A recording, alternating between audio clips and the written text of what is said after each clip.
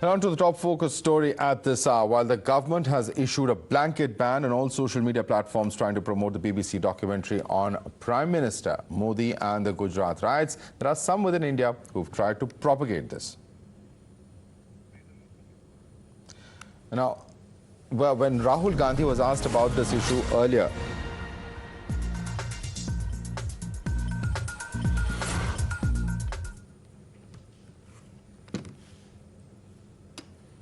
so this is in fact the latest coming in as far as the entire controversy surrounding the BBC documentary is concerned. In fact, we have how Rahul Gandhi, when asked on this, says that truth has a way of coming out. That was a question that was put to him from Times Now earlier today. And now, of course, we're looking at a massive protest also taking away in Thiruvananthapuram, where the Youth Congress has screened the docu-series in Thiruvananthapuram. We're also looking at the prospect of it being possibly screened in JNU in New Delhi, where the JNU Students' Union has said that they will go ahead despite the advisory that has been issued by the administration. Yesterday in Hyderabad at the Central University there, we had seen the screening of the documentary take place last night, and now the screening is planned in JNU in the national capital in a few hours from now is what we understand. So that's as far as the latest surrounding this particular documentary film is concerned, a film on which the government has expressed its opinion. It's been very, very clear that there are a large number of factual inaccuracies in this particular film. Let's go right across to Vivek Karandalam, who's joining us for more on this. Vivek, I'm told that there's a massive protest that is still underway. Take us through what's happening, because the position of the government of India is diametrically opposite to what these protesters of the Youth Congress are saying on ground. What exactly is their argument on this?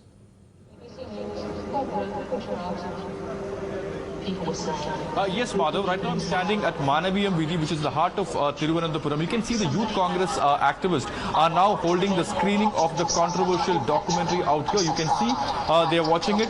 The Congress activists are now watching over here. Now what happened in between is that Yuva Morcha activists came shouting, and they held a protest just 10 to 15 meters away from this venue.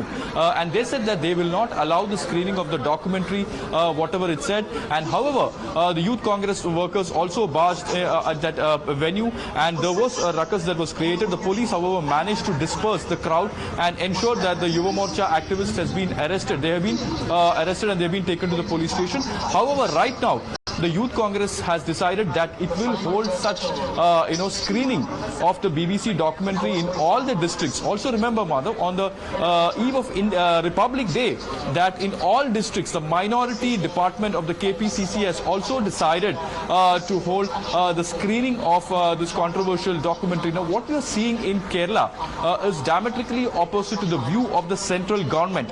Now, remember today morning, the first person to tweet on this was the DYFI state president, following which there was apprehensions regarding the areas where this screening will take place. There was police, there was large police deployment in those places where this BBC documentary was screened.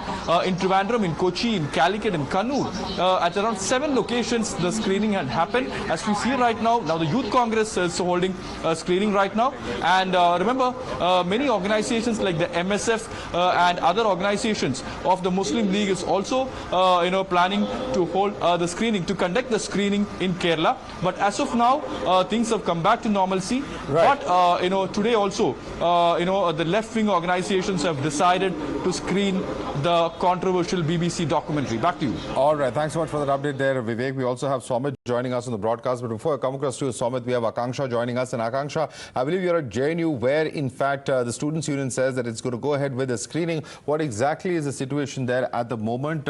Because the administration in JNU has asked students to refrain from screening it. The students say that it is a private screening and they have every right to do so.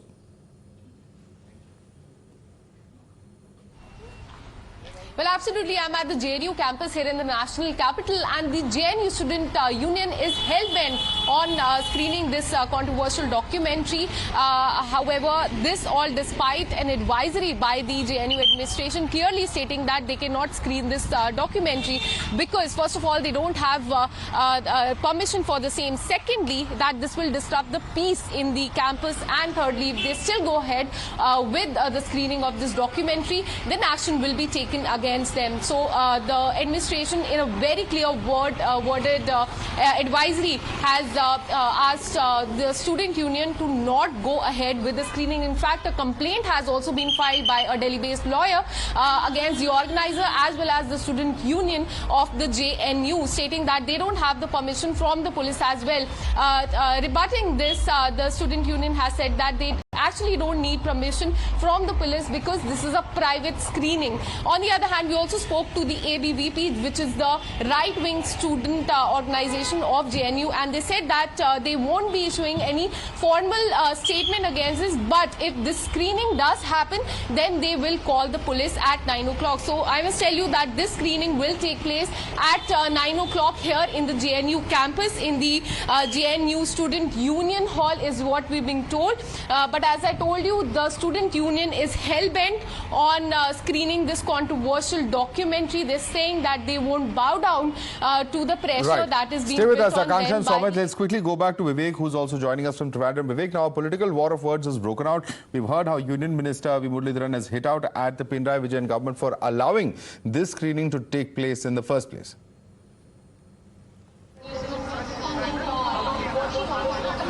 Yes, Madhav, there is a clear political war of words between the left dispensation and the BJP that has come out now. But also, remember, it is the Congress party that is holding the documentary, in the BBC documentary in various parts of the state. We have with us Veena Nair, the senior Congress leader. Veena, could you just tell us exactly what is that the Youth Congress and the Congress is trying to achieve by screening the BBC documentary?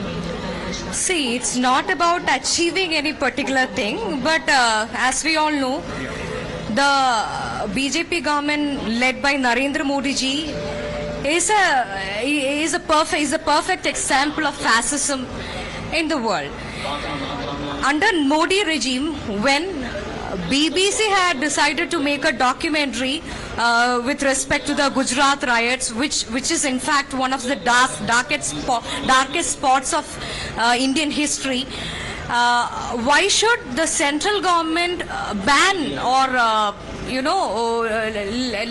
not let them to screen the documentary? So as we all know, we have right to know, right? We should know what has happened. Shooting a documentary with respect to Gujarat riots. When we go through the documentary, initially itself they have said that over 30 lakh people have not come in front of they were not willing to respond about the Gujarat riots because of the fear, only because of the fear of survival. So why should the common people of India, the people of Gujarat who are the victims of this riot, fear to come in front of the screen and say what has happened to their dear and near ones? One question that's been asked by the centre government is that don't you think that these kind of screening will create enmity between religious groups? How do you look at that? We don't personally think so, because India is a land which has always, stood for diversities, and we have shown that we are one irrespective of the diversities we own, with respect to language, culture, religion, caste, creed, anything and everything. And if any fundamentalist group or a particular group decides to create problem in the land, that is an issue for each and every citizen of India, because irrespective of our religion, we are one. That is a thought, that is a spirit that guides us, and that is the only reason why we have decided to conduct such a screening of this particular document. Last question. Now, the top court of the country has actually rejected the claims as far as Narendra Modi is concerned. The court has acquitted him. The court has also said that Narendra Modi does not have any role in it. But don't you think that by organizing such protest, you are defying the Supreme Court's findings? Nothing of that sort. Because, see, we have a right to know. This is something that has been done by BBC. after doing a lot of research. It is just showing what has happened. They have tried to do their own research work, and that they are trying to screen it.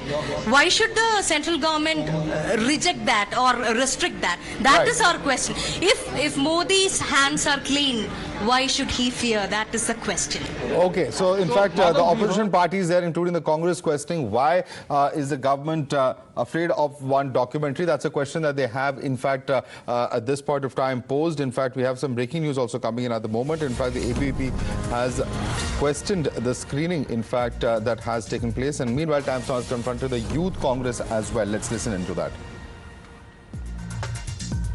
See, giving clean sheet is in order is a completely, it's not a clean sheet for Narendra Modi.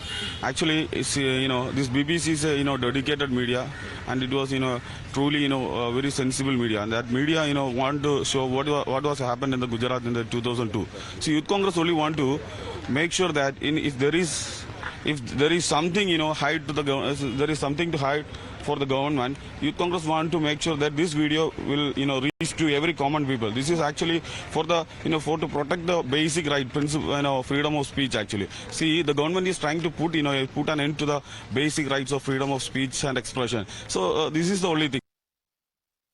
All right, let's also take this across to Somit, who's been reporting from Hyderabad. Somit, yesterday we have seen what has transpired in Hyderabad, where this movie was also screened. The documentary film was also screened over there. ABVP has, of course, taken up this issue, saying that this should not happen again. What exactly has happened in Hyderabad, and what exactly can we expect in coming days? Are more screenings planned?